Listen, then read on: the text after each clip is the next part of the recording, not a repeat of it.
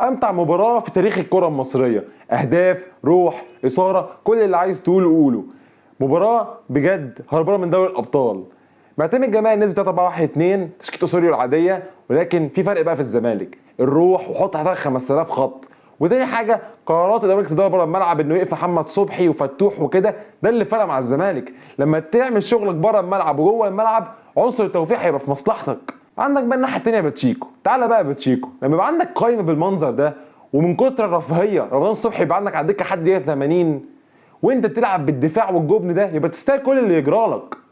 انت ليه جبان كده؟ ده انت لو الزمالك كل ما بتعمل ايه هجمه بتروح انفراد يا راجل، انت قاعد جوه على خط الجول.